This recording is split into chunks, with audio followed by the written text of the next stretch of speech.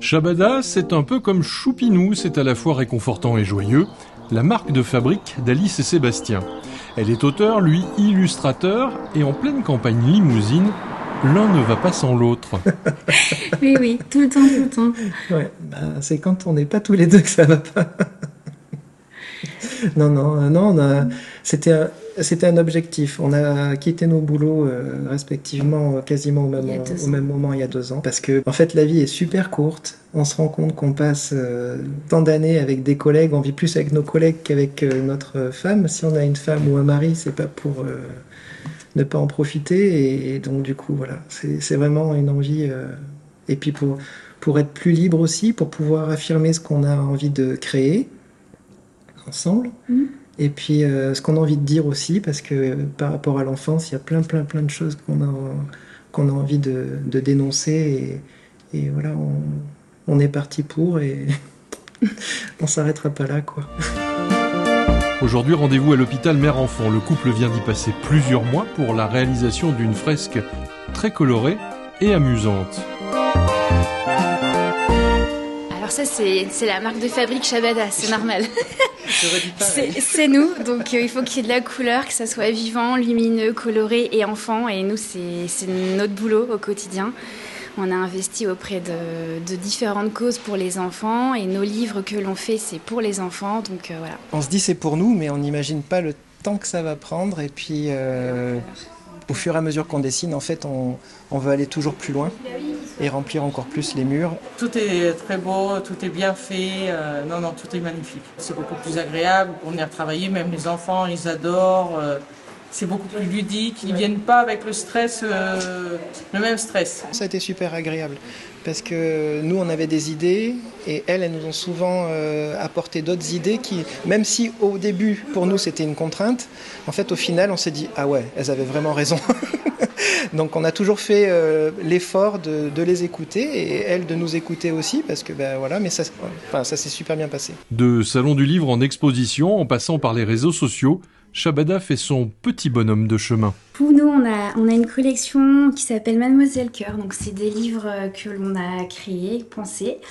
Notre maison d'édition, donc Shabada Édition, ça fait 5 ans qu'on l'a.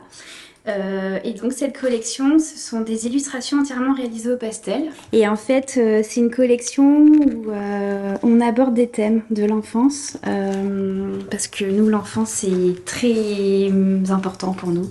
Voilà, l'enfance abîmée, on aime bien l'appeler comme ça. Le premier va traiter de l'adoption, le deuxième de l'autisme. Voilà. Et la collection est faite de manière à ce que les enfants puissent avoir des éléments de réponse sur le sujet traité à la fin du livre. C'est à partir de 5 ans, 10 ans, plus. On a même des enfants qui ont 11-12 ans qui veulent toujours découvrir Corinette et Marie. Je suis une ancienne libraire jeunesse.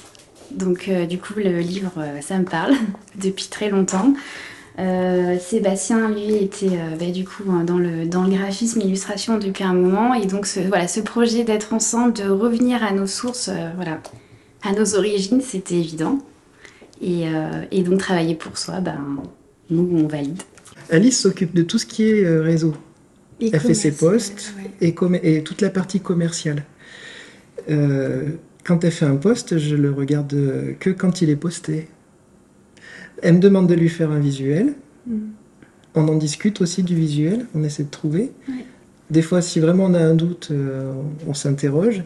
Mais voilà, pareil pour ma part, si je fais un logo pour les entreprises, je lui montrerai qu'à la fin. Et là, j'attends qu'elle me dise si c'est OK ou pas. Mais pendant le travail, sinon, elle, ça la bloquerait parce qu'elle pourrait pas écrire ce qu'elle voudrait. Et moi, ça me bloquerait dans la créativité parce que je saurais plus vers quelle direction aller. Donc voilà, elle me redirige, je la redirige, et puis c'est parfait.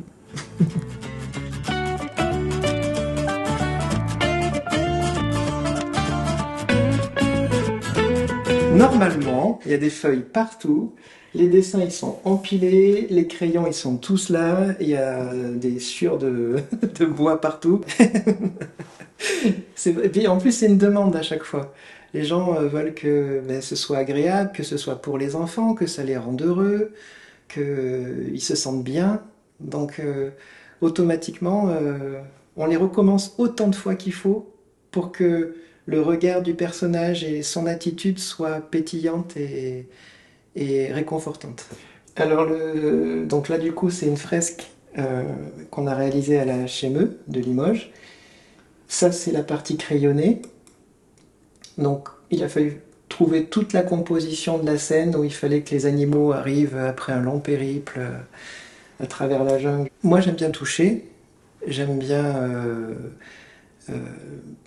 étaler, sentir les odeurs du crayon quand on le taille, enfin voilà quoi, il y a tout cet univers-là. Ouais.